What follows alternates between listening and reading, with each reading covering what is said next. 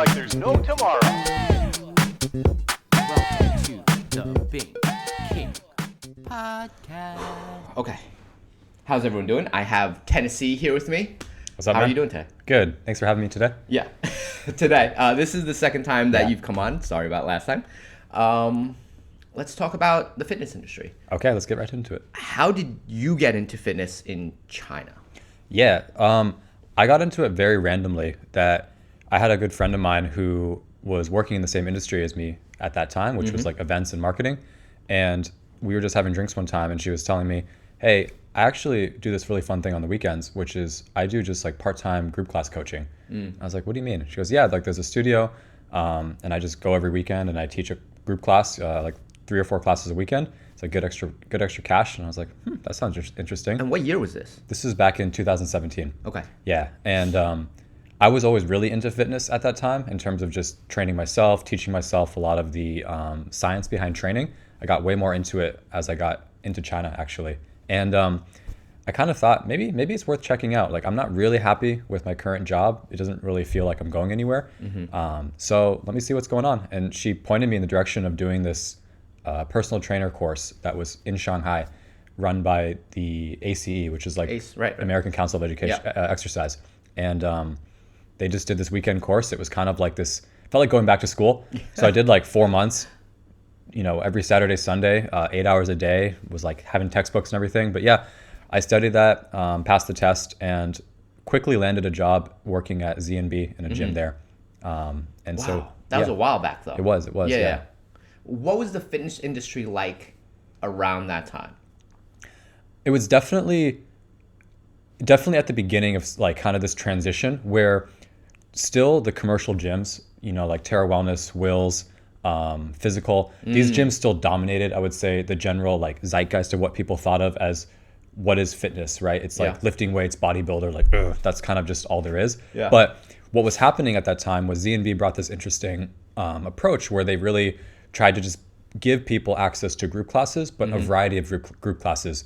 So like the best way I would describe them at the time was they were this jack of all trades that offered like different types of kind of alternative styles of training, like TRX. They had obviously like Zumba and bar, but then they also did freestyle classes and lots of like kind of body pump grit, and it gave people, I think, a different introduction to fitness that was beyond just doing like PT at a gym or just kind of going to run on a treadmill. And I think at that time, while we look back at that now maybe and think it's kind of like basic, but at that time I think for a lot of people living here, it was brand new. It was brand new, and it really like caught lightning in a bottle. Yeah. But I think that it was still very heavily like a lot of foreigners were still really into it compared to, I think, the local population. Like if you were to go to a group class, it would be like 50-50 or 75%, 25% foreigners to local. Right. And part of that was just, I think, the marketing and approach of that gym. Yeah. But I think that that's also a pretty good representation that when I first came to Shanghai back in like 2012 and even up to 2015, fitness was like kind of seen as still like this foreign, hobby. And the people that were doing it here were kind of the more like international Chinese who had been abroad. And it hadn't really adopted like mainstream yet. And I think a lot of the content, a lot of the education, just a lot of the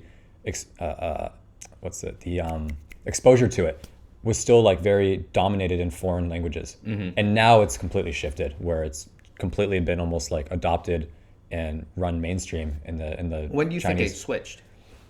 I think during COVID. Yeah, I think so too. I think during COVID. And I think part of that was just, it was going to happen eventually, but COVID just expedited a lot of that, that change. Yeah. I mean, you noticed in Shanghai, like a lot of my friends left. Yeah. Like a lot of my foreign friends were gone. And then a lot of the foreigner-based gyms all went under. Yeah. They were just like, I lost 60% of my client base. Like, I don't know what I'm going to do. Yeah. A lot of the yoga classes, a lot of those were really big with foreigners that just suddenly like collapsed. Yeah. Which was tough. Like, I think it was a big shift in the industry. And then all of a sudden you had a change where the coaches spoke a lot more Chinese, and it was rare that the coach spoke English for a little bit. Now it's kind of coming back. Yeah. I think one thing that I really missed during that time, which is starting to change again in a good way, is obviously during COVID, we had these kind of lockdowns. We couldn't really leave or enter the country that easily. Yeah. So there was sort of this bubble and isolation from a lot of fitness trends and kind of, new knowledge to learn that was happening outside of China. And so in China, fitness got really popular. Like, people had nothing else to do. Yeah. They were just spending their money on different, fitness related activities and Right. gyms. But then from a coach's perspective, I did sometimes feel like, I wish I could go to some of these workshops or kind of like learn and meet other people in my industry from different places. But now, since borders have opened and it's gotten a lot easier to travel, I do see now like more foreign coaches from all over the world, even as close as Japan or Korea. Some of these experts coming in and doing more workshops again, Yeah. and there's just this more exchange and collaboration of ideas, which is healthy. And so I think that's actually a good thing, because again, fitness is always changing. It's every week there's a new study being published, or there's a new finding or style of training, and it's good to have these ideas flow very seamlessly. And with COVID, we didn't get that, but now we get more ease of communication for fitness. Yeah. You had mentioned right when we started that you were really into like the science of fitness. Yeah. And there's always this kind of like, what's scientific and what is just bro science, right? Because I grew up where the biggest guy at the gym would teach me how to lift. Yeah. And we would just keep doing that. Whatever the biggest guy said, he was probably right because he was big. Yeah. Right? And there's this new kind of like YouTube-y, oh, this is what the science says, this is what the studies are. Like, where do you stand on that? It's a good question. I sometimes go back and forth a bit on the spectrum. Yeah. I think like when you start out, for example, like sometimes beginners will start out, and I've encountered these people where they try and go super hard into the science right at the beginning. And they try to optimize certain aspects of their training or their diet or their nutrition. But the reality is, for someone like that, it's just like, dude, you just need to just lift. Like, You just need to come. Just come. Start. And it's really for anyone. Just start doing it. Don't worry about all the nuances yet, because you're missing the forest for the trees. You just need to start lifting. You just need to start exercising, running, whatever it is you're getting into.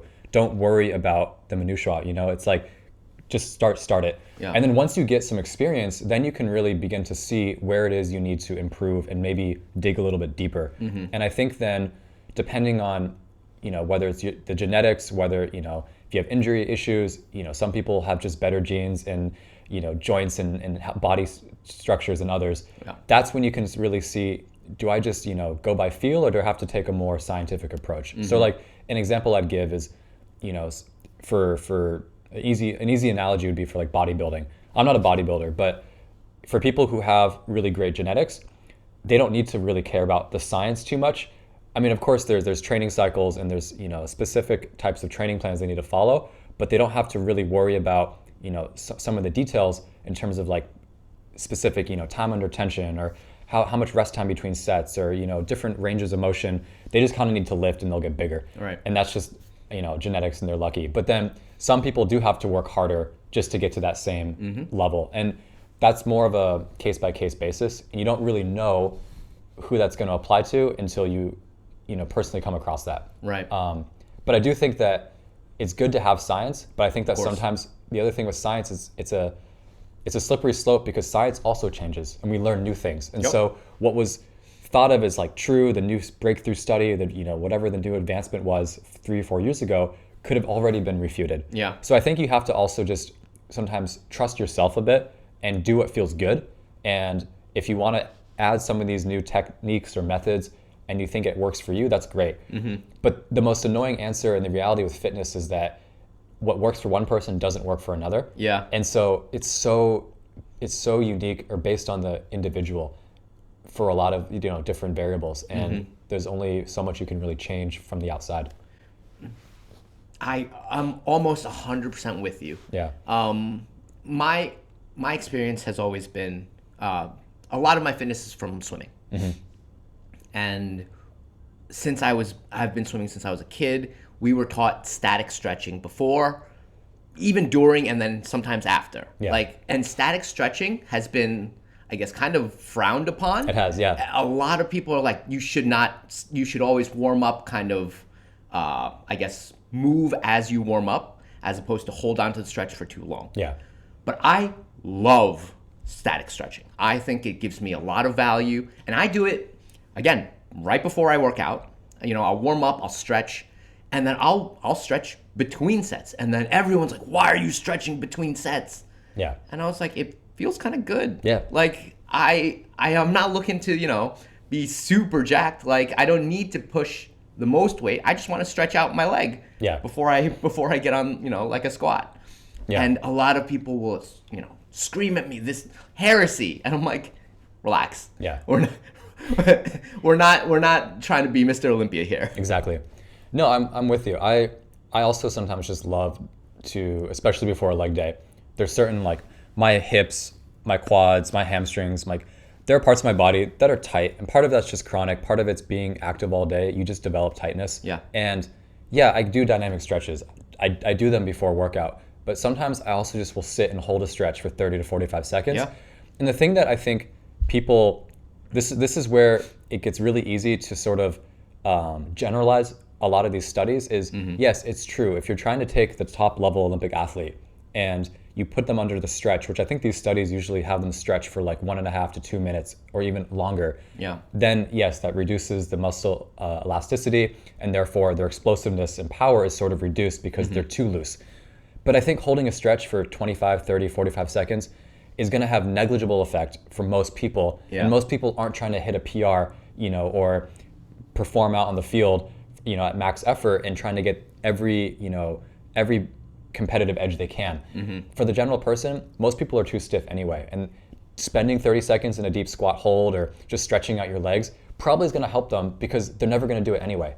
So like whether you do it at the beginning or end, just if you're doing it, I think that's better. And yeah, maybe you lose a 5% or 2.5% of your workout optimization, but I think that's kind of like a worthwhile trade-off in my opinion. Do you think that it's unique to Shanghai that people are doing this? No.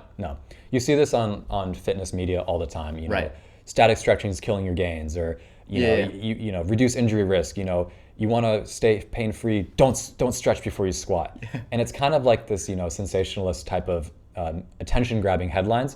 But for most people, yeah, I mean, there are certain stretches I wouldn't do maybe before a certain exercise, or I wouldn't go really hard into them. Like if I'm gonna bench press, I don't want to just sit there and like open up my chest and hold there for like 3 minutes. Because then actually it might not feel as good. But just holding a few, you know, 10, 15 seconds, just opening up the chest, it feels good for me. It's not really gonna do much on the muscles. And if that psychological change also happens, where suddenly mentally you feel more prepared for the workout ahead, I actually think that's actually better anyway.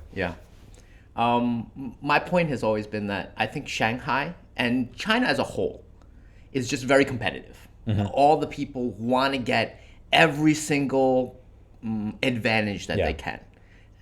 I notice it in Magic. When I play Magic with my Chinese friends, the most optimized decks, almost all of them are like at a really high level. And my foreign friends will be like, oh, you know, I'm just here to have fun. Like a lot of my foreign friends go to the gym just totally to be social. Like this is not, they're not looking for PRs. They're just, I like going to the gym. So I come and I don't really optimize. Whereas my Chinese friends will be like, you have to eat this way, you have to do this. And they want a real like tight, I guess, rule set. And I find that they optimize a lot more. So they really look into the science. They really like nerd out. So I see it a lot more in Shanghai than I see it back home. Whereas my friends back home are just like, you know, the gym is just, you know, it's part of my day. I go, I do my lifts, and then I'm out. So, I mean, I don't have much experience with fitness in other parts of the world because I've really developed and gotten into the fitness, you know, industry in China. So my references aren't as high, but having gone back home for times and gone to gyms there, I think it depends. Like, depends on your gym. Depends on the gym. I got you. And I see that. It also just depends. Yeah, it depends on who you're around, I guess. But I think everywhere you go, you'll find people that are very competitive, that are really trying to optimize or, you know, take advantage of every aspect that they can, whether that's in Magic or they're in the gym or any other sort of social scene that's some type of, you know, competition based or just has that kind of competitive atmosphere. Yeah. I think you're going to get always the people who don't really care or just want to have fun, and those who really take it seriously. Right. I think there's benefits to both, honestly, but my preference probably by default is more on the side of just have fun. Yeah. But every now and again, I do like to push myself and really try to, optimize and really go all out. I don't think there's anything wrong with that. How often do you end up in that mode? Recently, probably not as much, but maybe when I was a bit younger. Yeah, I'm the same way. Yeah, I'd try to seek out whether it's personal, PRs more often, or I'd enjoy going to group class places where, you can kind of compete against others. Yeah. But I kind of just stopped caring as much. Like when it comes to Magic, though, I think that there is a balance. Like when you're playing a game, just go completely off tangent here. No problem. Let's go. When you're playing a game, it's like you also want to make sure that your deck does work somewhat well, right? It kind of sucks though when you put all this money into buying these stupid cards, and then it's like you're playing and just nothing's working, and you're like, what the heck, man? Why am I here? Right? It's not really going that well. So right. I think that in any situation, I think it's good to be aware of how things could be better or how you could get the most out of something, but then having that choice of whether or not you need to push it to that level. Correct. But I think being ignorant probably doesn't help most people. No, I agree.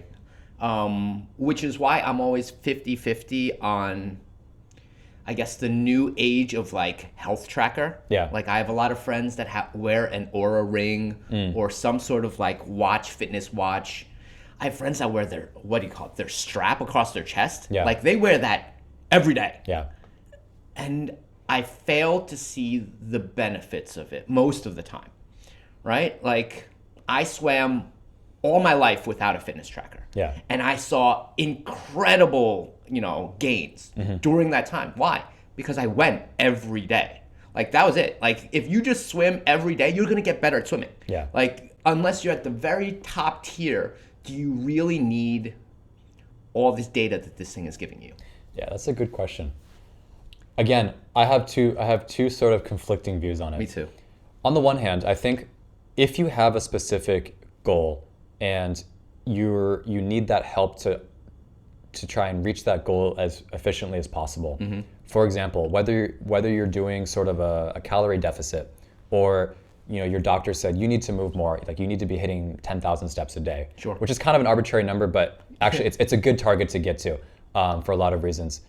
But if you need help kind of knowing whether or not you're reaching those targets, then I think there is value to that. And likewise, if you're trying to train, for example, and build up a specific side of your, like, for example, your cardiovascular health, and you need to actually stay within a certain zone of your heart rate, which would be like, for example, most people, this zone 2, right? So you're trying to improve your aerobic base. If you're not really sure, or you don't have someone to educate you how to know when you're actually in that zone without a band, then being able to track your heart rate and be able to be monitoring it, so saying, oh, like, I'm actually in this zone consistently throughout my workout, that's good. Or I'm dipping below it or going above it, like I need to bring it down. That's where it's helpful. But I do think that then the downside is that people tend to rely on it as sort of like, proof or indication that they're doing well. Or for example, like the workout's good.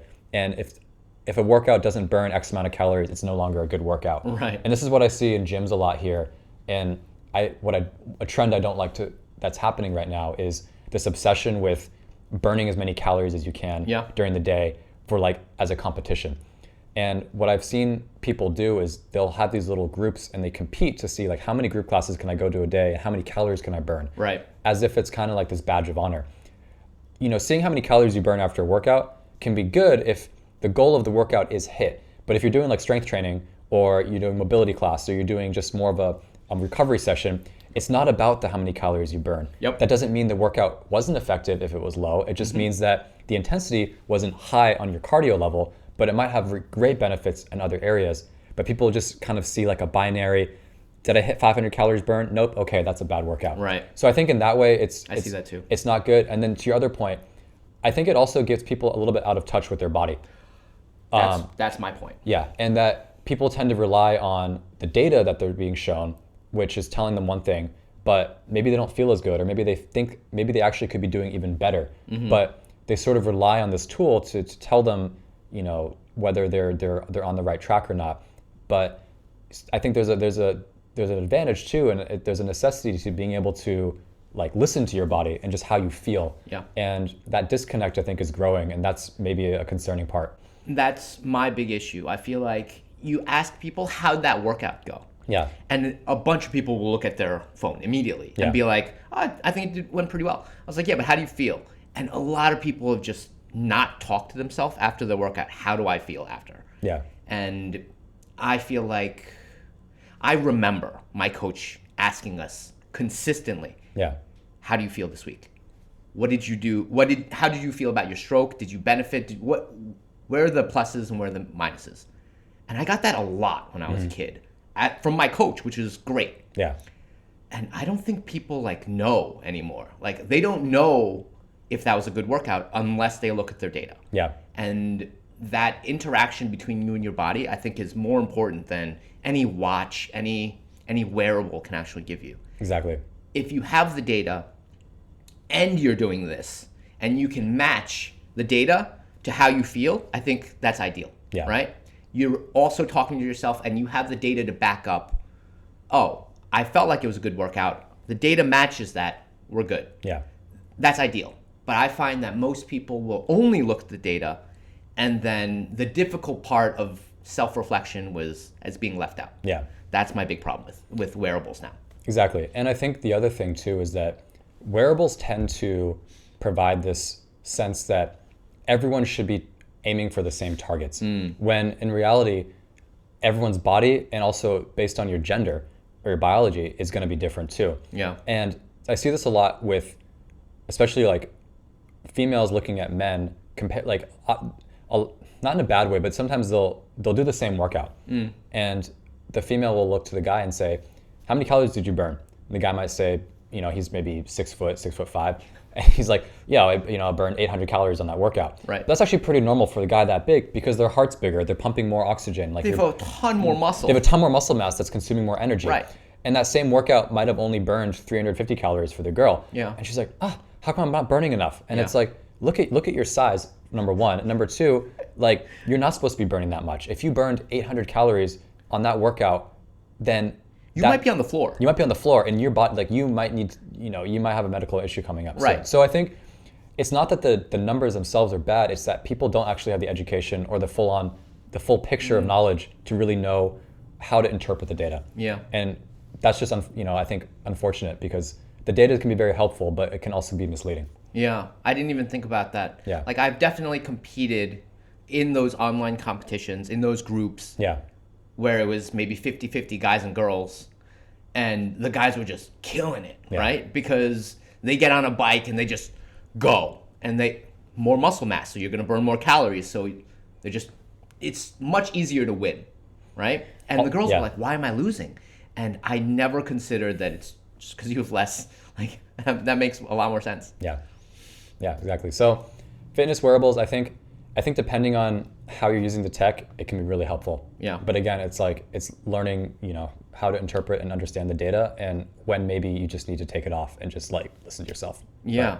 But again, it just depends person to person who's going to follow that advice or not. Right, because my coach, like Zone 2 is a great example, and it's very popular nowadays to be in Zone 2 more often. Yeah. Right?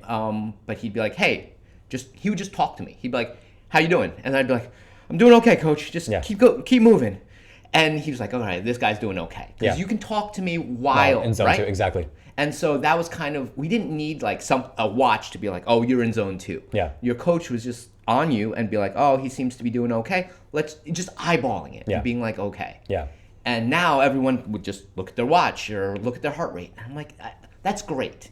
But you should also know how that feels, like as you're doing this workout. Yeah. And there were always cues as we were kids, which is why I kind of like the bro science side of it. Yeah. It's just like, oh, how does this feel? Like there are no numbers to support it, but you get how your body's feeling. Yeah. And I just feel like everyone's so out of touch. Yeah. Right? Where there's so much more data now, but no one really understands the data from like a individual or feel perspective. I guess. That's my big problem with it. It's for sure. I mean, the best example is you just look at, the golden age of bodybuilding. Yeah. Right? And those guys still to this day probably had some of the most impressive physiques. Right. And of course, now there's guys who kind of combine the best of both worlds, and they're world-class competitors, and they win competitions and Mr. Olympia, and they probably are using a certain degree of data. 100%. But I mean, that's also the top 1%. Yeah. But you oftentimes also hear them say, if you Schwarzenegger, if he was on the same training plan that I'm on, based on everything we know now, he would be 10 times bigger. It probably was. But I think the fact that you can see just prior to the sort of digital age, what people were able to get to just by, more of eyeing it and also just listening to their coach and listening to their body, you can get quite far. Yeah. And I think that the takeaway shouldn't be, we need to go back to that time. The takeaway should be that there's actually a lot you can do on yourself, and the technology can be there to assist you, but you can still do so much without it. And just don't forget that. Right. Because it bothers me when everyone goes in and the first thing they do is buy all of this equipment. Yeah. And I'm just like, just show up. Let's just go to the gym first. And Yeah. once you get this habit and you're really into it, then go ahead, buy the equipment you want. You want to maximize something, then go for it. Yeah. A little bit of a switch topic here. From now, the industry right now is really wide. There's a lot of things to do.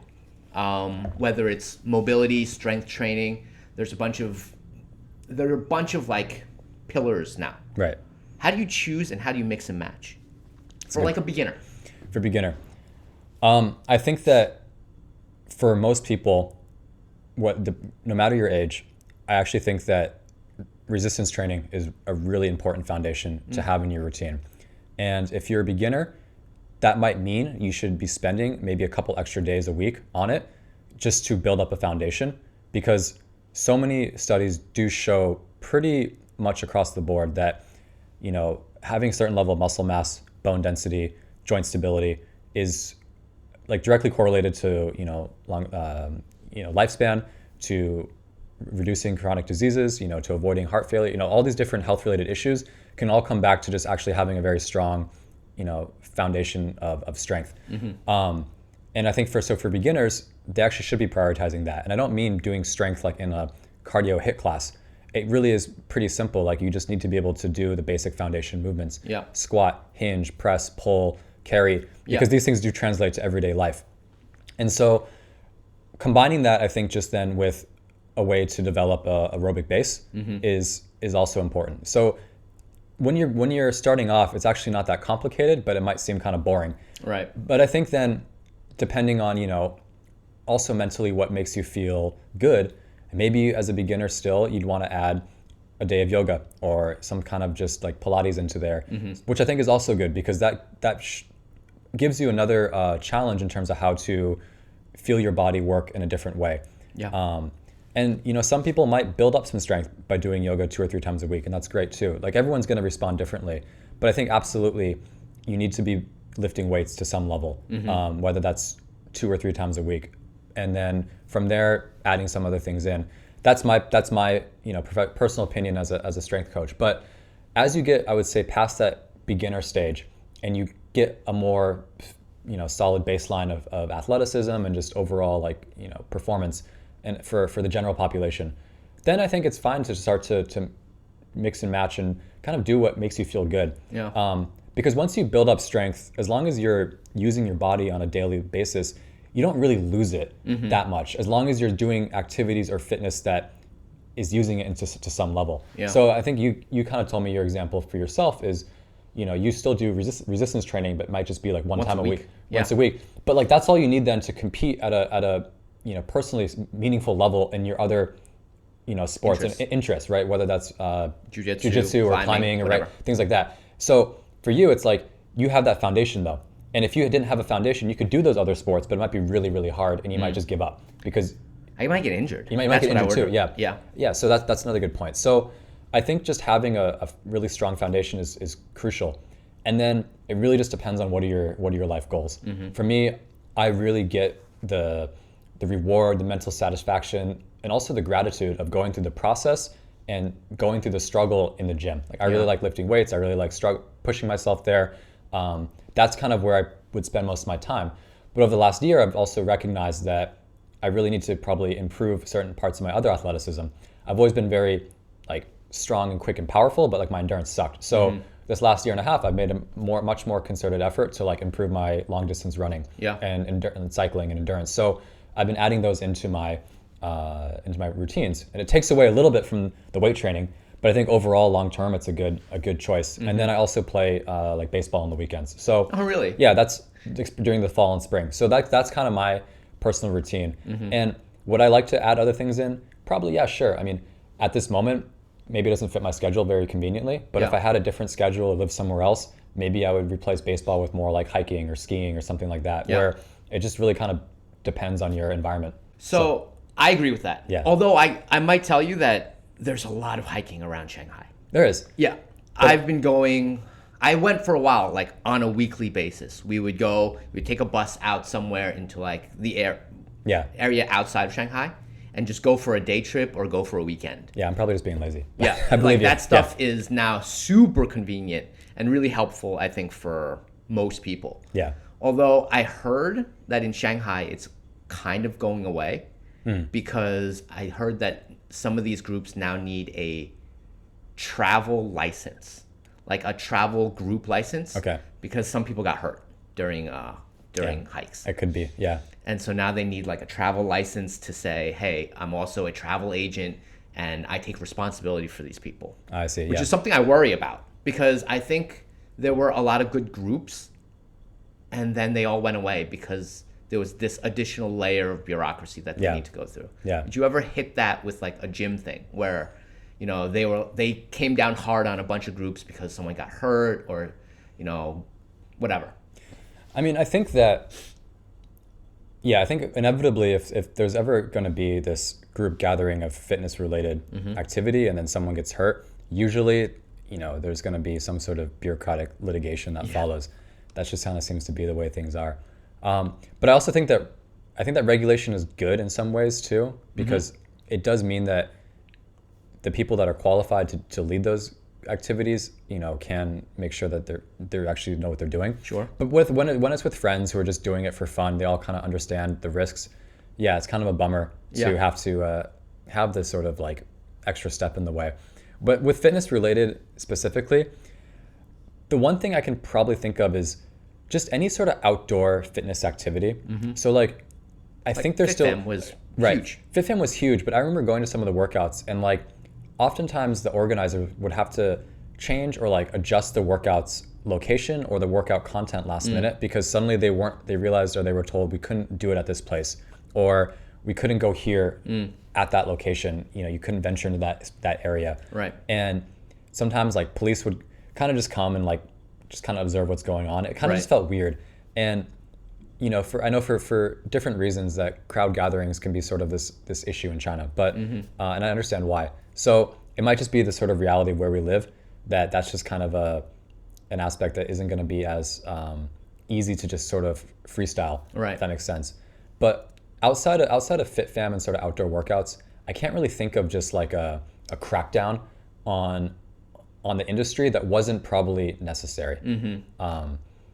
Like, here's why I ask. Because a friend of mine had told me that she went to a gym, or she had a friend who went to a gym, a climbing gym, and there was a slightly low-hanging, I guess, shelf. And this person who was tall bumped his head. And my friend said, this is the gym's fault. And my response to that was, this guy, he has eyes. Like, he should have been able to see this slightly low-hanging shelf. Yeah. There needs to be some kind of personal responsibility at some level now. And I feel like the personal responsibility has really been pushed to the owners of businesses. And not enough is put on themselves anymore. I just find that everything now has to be soft and cushy for everybody. Otherwise, you're not okay. And I'm like, where's the responsibility of the person that came to the gym, understands that this is a dangerous place, and is aware all the time? And there's fewer and fewer places now where I think that's the case. And most people just want to be able to be like, I could come in blind, deaf, and still be safe. Sure, but I feel like that's a fantasy. No matter what, you're always going to have a place that's kind of dangerous. It is fitness. Yeah. Right? Like, how much responsibility is now on your gym owners to be like, everything has to be padded and safe? Yeah, I mean, I think that in fitness, I can't speak on other industries, but I would say that in fitness, there is a long enough kind of laundry list of examples of places that had malpractice or had kind of screwed over the clients, whether that was based on financial stuff with like memberships or just having cheap equipment that broke or unsafe conditions. And it really was the gym's fault. And I think that that's probably just happened enough times where the response has just sort of been this overcorrection of now it's like everything's on the gym or the business's liability. Yeah. I've just noticed in China that oftentimes it's the consumer has all the rights. And that's kind of unfortunate in some situations because I think there's more nuance usually with most of these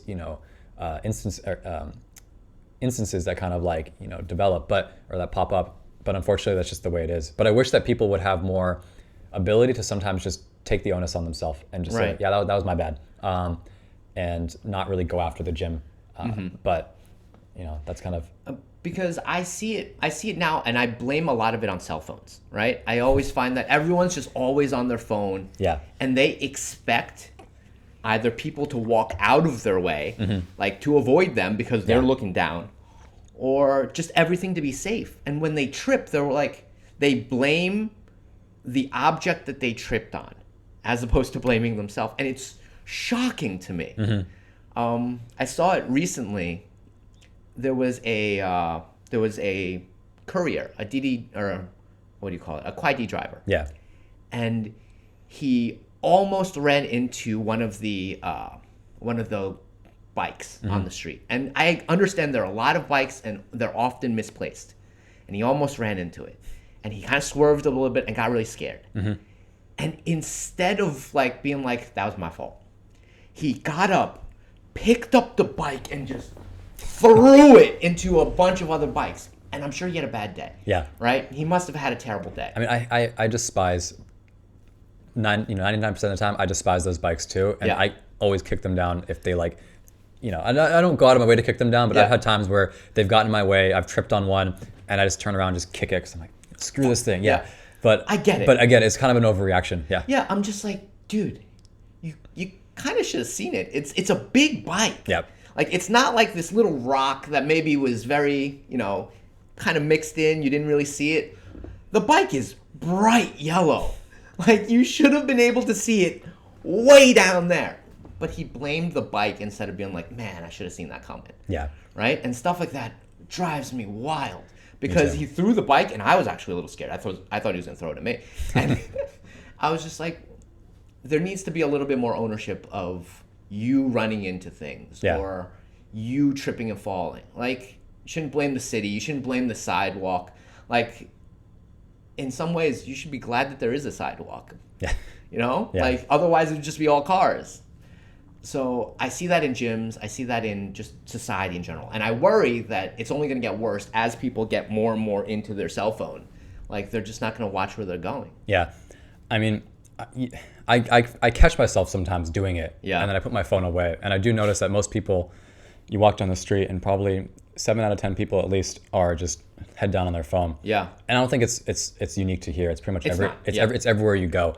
And I worry that most people aren't really they don't care enough to really look up and just think, actually, I shouldn't be walking like staring at my screen. Yeah. It's like that movie Look Up, right? None of us are actually looking up anymore. Yeah. Because I see it, and then I worry about, to bring it back to fitness, I worry about if you trip and fall and you don't have the flexibility to catch yourself or the strength to catch yourself, right? I tell that to my mom. Like, I told my mom, like, she needs to work on grip strength. Yeah. They were like, oh, grip strength really helps you in old age. And my mom's like, that makes no sense. Like, why? I'm like, if you fall, you need to be able to catch something and hold on to it so you don't smash into the ground. Yeah. And my mom's like, oh, I guess so, but like everything's so safe. Like, what if, right? Yeah. So what would, I guess I pulled you onto the podcast because I saw you were training like older people, older members. Yeah. Which is something that I've always loved. Yeah. I really got into like fitness stuff because I saw my mom was kind of getting older and I really wanted to make sure she stayed healthy and like lived a good life. What's that like, train someone maybe older that doesn't have great mobility, doesn't have great strength? How do you get them back to like a level? Yeah, that's a good question. I think the first thing is that the hardest thing to communicate to them is if they're starting off when they're older and they're beginner or they haven't done things for a long time, is patience. It's going to take a little while. And that's the hardest barrier for most people to overcome and I think that's not unique to that age. It's just like everyone these days. It's all about instantaneous, satisfaction and getting things, quickly and, without much weight. And if you don't, then you just move on. So the first hurdle to really overcome, that's probably the hardest, is just introducing movements and just saying like, today's not going to be great. Tomorrow's not going to probably be great either. It might not be great for another week or two, but like after a few months of this, it will get better. You have to just start now. But it is really satisfying to then get people who, there's a couple ladies that I've trained or worked with that had almost no strength whatsoever, beyond just being able to sit up from a couch and walk around, right? Yeah. And, after several months, they're starting to finally be able to carry weight, do push-ups, do, weighted squats. And they just, the commentary they give back though is so rewarding in that, they feel so much better. They can suddenly play with their kids or their dog or their grandkids or whatever. And, they just, it's like you're watching them in live time have this sort of like unlock in their mind where they're like, oh my God, I get it now. Yeah. Life is actually so much better if I can move. Yeah. That's probably the most rewarding part. But it takes time to get there. And when you're getting older, usually you have a lot more aches and pains and injury history and things you have to be really, patient about. And if you can get past that, then you really can unlock a lot. But I would say that it's probably the most rewarding just to see that realization that this is all worth it. Yeah, that's really like what I was looking for. Like every time I go home, I just try to get my mom to do ordinary, I guess they're kind of like box squats. Yeah. We have like a little stool and I'm just like, sit down, stand up. Yeah. That's all I want. And at around like 3 or 4, like she's like, I need a little bit of help. I'll hold your hands. I'll help you where you need it. Just like, let's just sit down and stand up. Yeah. And it takes a little bit of time. And I really want her to get really just like consistent at it. Yeah. What are some tips to get like maybe older people to not give up? Because it takes so much more time. Yeah, it does. I think part of it is, unfortunately, with anything with fitness related, I've found, is you have to the person has to intrinsically need it or want it at some level. And you can only force them so much to do it. But if you can find whatever like aha moment you can give them, or something that they can really connect to that changes their mindset, or just can motivates them enough to be able to do it for that reason, then that's really what you have to start with. And that's the lame answer is that's going to be different for every person. But right. I think one thing that could really help is like, I got my mom a coach. Yeah. Or I didn't get it for her. I recommended a coach that I knew back in Seattle, where I'm from, and I connected her to him and just said like, Mom, because she does like to work out, but she's kind of always been intimidated by like heavy weights in like the gym. I just finally said like, Mom, work with this coach. You need strength training. Like you need to improve your bone density. You're predisposed to osteoporosis. Right. So like this is really important for you. I mean, she's already been working out, so it's easier to make her make that transition. But she's always been scared of heavy weights. And so I had her go with the trainer, and now she's doing like box squats with like safety bars on her back, Nice. and like putting on weights, and she's doing bench press, and she's like, oh my God, this is awesome. I love it. So I think maybe for you, it's like the best way is you just need to almost force your mom or whoever this is listening, you need to force your parents to just work with a professional. Yeah. And get them in an environment, maybe with someone new that they don't know. So they're not going to be as, it's harder for them to sort of like back out, right? know. They have less excuses. Sometimes if you try to do it with someone that you know and you're too close to that person, it's almost a bad thing because they know they can kind of get away and say, oh, it's too hard, or like, no, don't push me, or like, don't do this to me, because in your personal relationship outside of that, that environment, they might, there might be retribution later on or something, right? So you have them work with sort of this independent third party, and usually that's a coach. They might start to see really the benefits. I hate that. I hate when that happens. Yeah. Don't you think that that's so counterintuitive? It is. Because I've tried to teach my sister swimming. Hopeless. A mom and dad can't swim. And I'm just like, I'm literally like a black belt swimmer. Yeah. And you won't take lessons from me. I have to get someone who's not free and not cheap. And yeah. The same thing, like my girlfriend, when we first started dating, she was like, oh, can you train me and teach me some things? And I was like, I don't think I should be your coach. Right. And I ended up recommending her to my friend, and she did training with him. And after about like 6 months, she's like, yeah, it's really good that you didn't try and train me. I think I would have just like said no the whole time. And it's just how it is. I think you're more comfortable, denying someone versus someone you don't. Yeah. At least with fitness. But now, like, do you guys work out together? Sometimes, yeah. But she still likes to kind of do her own thing. But that's fine. Why do you think she likes to do her own thing and not what you guys do? No, she'll still come to our gym. Yeah. But I'm saying it's like she doesn't want to work out with me one-on-one. I think she knows that she'll quickly just be able to say like no, or like it's almost like she's removing herself from the situation where she can then make it easier on herself, right? She'd rather just like go to do the class or work out with others. Yeah. Do you see that females like the group classes more? Yes, definitely. Why is that? That's a good question. I really don't know the specific answer. I have some ideas. I think part of it is just like gym culture in general has sort of been built up with this really like masculine bro thing. Yeah. And it's a image that's changing, but I think that women tend to just be more comfortable working out alongside other women. And yes, they are competitive and they really push themselves. But I notice there's like less ego in the competitiveness, whereas men tend to I think like to be a bit more solo and like prove themselves. Like, I don't need a coach. I don't need someone telling me what to do. That's me. Yeah, I don't want like this standard workout. I'm special. I need this sort of unique program, right? Yeah. Those are all things I've heard from different guys. I've before. said all of those things at some point in my life. Yeah. But yeah. So I think that those factors just kind of make it so it tends to be women want to dominate the group class. But I also think that, yeah, I think with why you see so many more men in the gym still is probably partly to do with just the overall sort of image of like going to the gym. It's super masculine, I'm this lone wolf, do it myself. There's that. And then I think men just are also really bad at asking for help and like, getting feedback. I'm guilty of it. Me right? too. Yep. But, and I think that we kind of have this mentality. It's like, why don't you ever ask for directions? Yeah. Right? It's like, why don't you ever go to a group class or like work out with others? It's like, no, I can do it better by myself. I really think that's a big reason why gyms exist, right? It's just to kind of feel that ego a bit. Yeah. But yeah, other than that, I really don't know why it tends to be so much more skewed towards females versus men. But what's your take? I think they just use it as a social thing. Yeah. Like, especially in Shanghai, I see group classes as almost like the next Starbucks cup. Yeah. Right?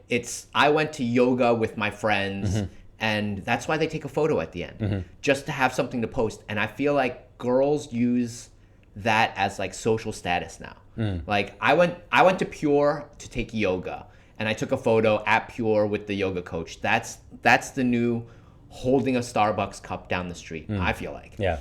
And I don't think guys need that as much. Yeah. I think guys go to the gym and just go to the gym.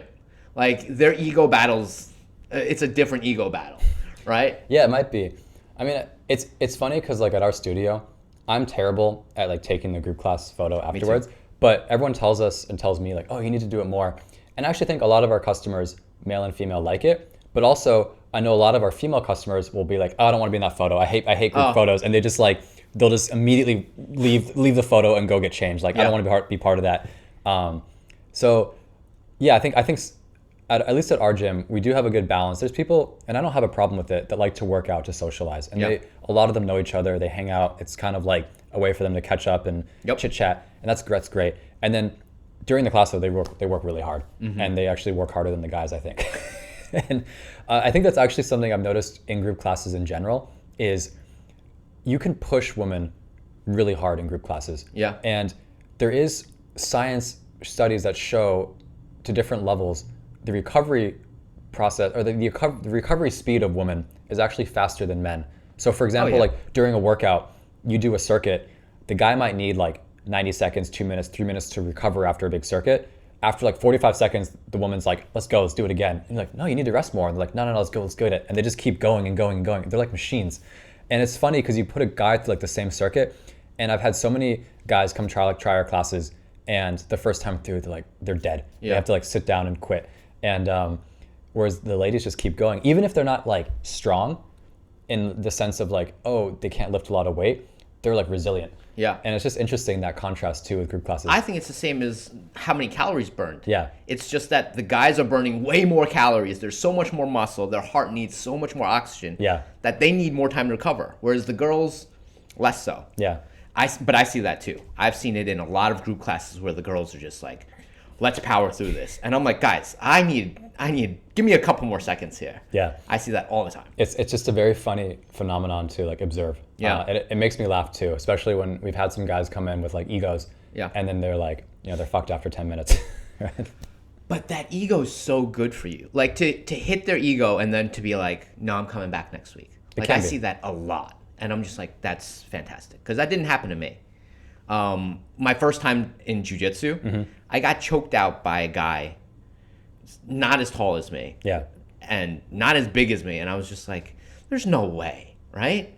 And then he choked me out every 30 seconds. And I was just like, oh, like, what am I going to do here? Like, do I just suck it up and pretend this didn't happen? Or do I kind of go learn this? And it took me a while. Like, that ego is legit. Yeah. And a lot of guys quit after the first day. They're just like, nope, that never happened. I'm never doing this again. I'm never touching this again. Yeah. It's tough. It is. I mean, ego, it's a double-edged sword for sure. I've injured myself plenty thinking I can push through a workout or hit a PR or just do something I wasn't really ready to do, and definitely regretted it like the moment after. Yeah. But yeah, I think the other part is I think it's good to have that mentality to think, I can do this versus like, there's no way I can achieve that. But I think it's like over time, hopefully you sort of learn from the mistakes a bit and know when you're kind of being dumb or know like when you're kind of being, a pansy and like, suck it up, actually just do it. That's where I think the data is valuable. Yeah. Where your wearable is telling you today you could probably hit a PR. Like you're in a good spot today.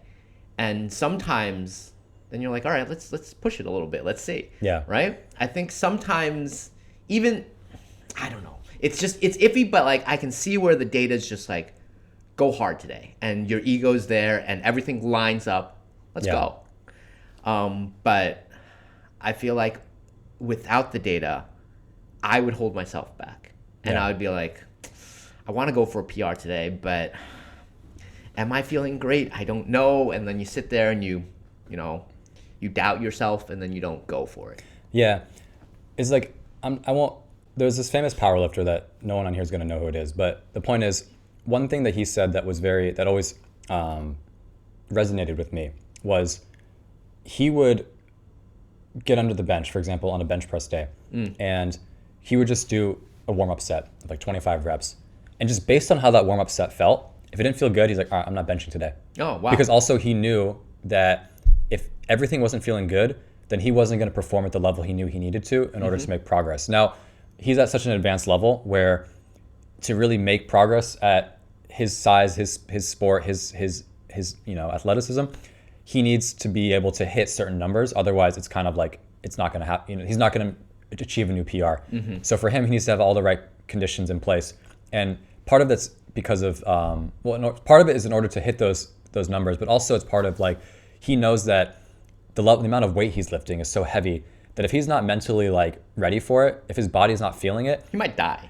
Or just hurt himself. It's just not going to be a good workout overall. So I think, that's also where I wish there was actually like more data tracking that could really track just like sort of all the biorhythm in your body, where you might have done everything right that week in terms of sleep, eat, just training, how much volume you hit, and you might get to that day and that might be the same day as last week and last week was fine. And this week you actually just might not be feeling the same. Yeah. And where I think like I think data could be helpful is being able to kind of tell you today, physically, your body, like your resting heart rate's too elevated, your cortisol level's too high. Yeah.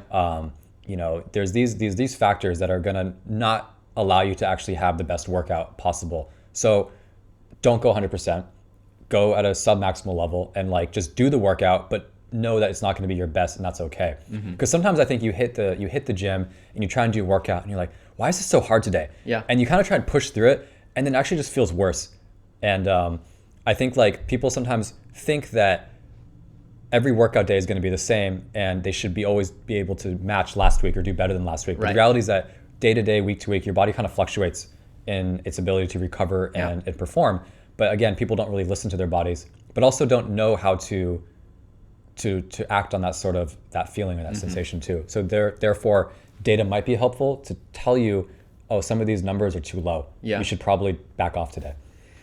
It's funny you say that because my swim coach told me the exact opposite. Really? And because you had to compete every Saturday. Yeah. So no matter how you're feeling, he was like, you're going 100% today. And he was like, I don't care if, he didn't say I don't care, but like, you might not get your best time today, but you're going 100% no matter what, because today we have to win. Yeah. And in some ways, like that stuck with me. Yeah. Like, you might not be feeling your best, but you need to give it as much as you possibly can, because any day could be game day. And that mentality is kind of cool to me. Yeah. Like, even though you're feeling shit, like maybe you have to do like a pitch to a client today. Like, I don't care how shit you are. That matters today. You need to be as good as you can be given your state of mind today. And I also see a lot of people who are just like, nah, I feel kind of sick today. We're not doing it. Yeah. No, and I think that where I would just clarify that for me at least is every day you should give 100%. Every workout you should try and give 100%. However, that 100% might look different session to session. Correct. And to be able to know that maybe your total output for that day will not be able to match your best day. And that's okay, as long as you've kind of given it your best. Don't beat yourself up over it. And then don't beat yourself up over it. And also, for like a good example, let's just, a really easy number, let's just say, last week I did a 100 kg bench press for 10 reps, and that was 100%. Yeah. This day, you might only be able to do 5 reps, and that's your 100% because of whatever other factors going on in your life. Don't try and then do those extra 5 reps when you've already like blown yourself out, because then also that's not smart too, because you actually then might just get hurt. Correct. So like, I think that there's certainly this benefit to having that sort of always compete mentality and always try and give your best, you know, and unless something's really going wrong with you that day, don't just back out. But know the limits for that day as well. Yeah. And be able to identify that. And I think unfortunately that only really comes though with experience. Yeah. Or with a coach that's able to kind of gauge for you and be like, yeah, you're not there today. Like just don't do it. It's not worth it. Right. But give it your best, and that's all that matters. Because I also see that in rock climbing. Like I see so many people that want to like just straight line improve every day. Yeah. And your body's not built like that. Nothing in nature is built like that. No. Like your body's going to come in waves. Yeah. Everything, there's going to be highs and there's going to be lows. Yep. Even within the same week, you might have highs and lows. Yeah. Like don't expect consistent growth. Just nothing happens like that. Nope. And I see people that, you know, they start hitting that plateau and then they're like, what's going on with me? Like, why am I not improving? Everyone has plateaus. Everyone has downs. Yeah. Like, don't even think about staying the same. Like, there are points where you're going to be worse than you are last week. Yeah. And a lot of people don't get that. They're just like, I just want to keep improving. Because they're on such a high from those beginner gains that they're like, no, I just want to keep, this is the speed that I want to, and it just doesn't happen. Yeah. And then I see them quit. Yeah. Like that plateau is where most people just, I give up. And I don't know how to keep them in. I'm just like, I don't like, the sport's going to be like that. Every sport, no matter where you go, is going to be like that. Yeah. I don't know how to keep them in either other than just showing them data and just like other examples of this. I mean, in fitness, there's a term, it's called like undulating periodization. Okay. Right. And the idea is you're essentially programming in building like intensity blocks and then deload blocks. Right. And the really basic mindset is just you have to account for this accumulation of fatigue that happens to your body, your joints, your tendons, that might not follow that follows more slowly, or follows slower than the progress of the weight or the speed or the performance, and that you might notice your improvement in a lot of different performance variables, but that speed keeps going faster and faster and faster and goes up, up, up. But your body and sort of how it's feeling kind of lags behind. And eventually though, if you don't back off, your body will just then collapse, and then it brings everything down with it. So the point of this sort of undulating periodization is that you build in intentionally blocks of higher intensity and ramping up, and then intentionally slowing down and going lighter or lower, deloading to a level, or kind of, decreasing the intensity a bit, just to let your body catch up naturally and be able to recover in time. And the only way to get people to really understand that though is to put them through it, or just I think show them examples of it. But it's easier said than done. And most people, like we've been talking about, the patience is just not there, and they want that sort of instant reward, satisfaction. And it's unfortunate that most people just aren't willing to wait around long enough to see. Because that's why I see Shanghai's fitness scene in such high fluctuation. Oh, it's ridiculous, yeah. Because everyone jumps on the next hot thing, whether it's frisbee, whether it's flag football, whatever. Yeah. Pickleball now. Yeah. Everyone's on it, and then they're going to hit a plateau and they're going to quit. Yeah. And it's just, they never go long and deep into it. Yeah. They hit a plateau, next new thing. And I feel like that's not healthy. I feel like that's kind of feeding your ego. That's kind of like just saying, oh, I'm good at this. You've only done this for a month. Yeah. Like, how good can you be at it? Yeah. And everyone's just like, oh yeah, I'm a pickleball guy now. And I'm like, yeah, but you were a flag football person last week. Yeah. Like, no, I think, it's funny because actually I've noticed in life and myself, I'm very stubborn and resistant to change. Yeah. I'm really hard to convince to try something new. And I think it's actually good to be able to be willing to just try new things and explore something new. So I don't necessarily mind in some senses that people are trying these new trends. I think it's good because, I kind of wish I was doing more of them too, just to experience it. But I also agree too that you can't just crown yourself, a pro or an expert or, kind of take all the photos as with the gear to sort of make yourself look like a tennis athlete or a rock climber or whatever sport it is. You kind of have to, maybe we're old school. You kind of feel like you have to earn that badge a bit. And there's kind of this lack of process that in putting in the time and work to really earn the right to sort of, define yourself as that type of archetype. But I don't really know how to change that trend. It's just, I think it's just going to keep going. Yeah, I see it in all the sports. Yeah. And I'm just like, they hit that plateau. Yeah. Right? And some of them will push through. I think a good amount of people, there's a portion that'll push through, and then they get injured. And that's the second one. And that's when they quit. Yep. And it's either plateau or injury that make people quit their thing. And that usually happens in a year. Yeah. Every sport you're going to find some kind of injury. Yeah. And then the cool ones come back. I think the cool ones that are like, no, I really like this. I think it really hit something in me. Yeah. I'm going to go to PT and then I'm going to come back. But that's a tiny, tiny portion. Most people, they get injured and they're like, that wasn't for me. I'm out. Yeah. And I don't know how to, keep people moving and fit. Maybe it is just the next hot thing, right? As long as they're still moving, it's probably okay. Yeah, I think having movement and being active versus not, I would always choose the former. Yeah. Because I think that's been more beneficial to society and just everyone in general. Mm-hmm. But how to sort of solve this kind of, neurotic, ADD type of, attention span towards sports, and social. I think it just comes from social media. It comes from just the way our society's programmed, that we're just always scrolling or just always searching for the next new trendy thing.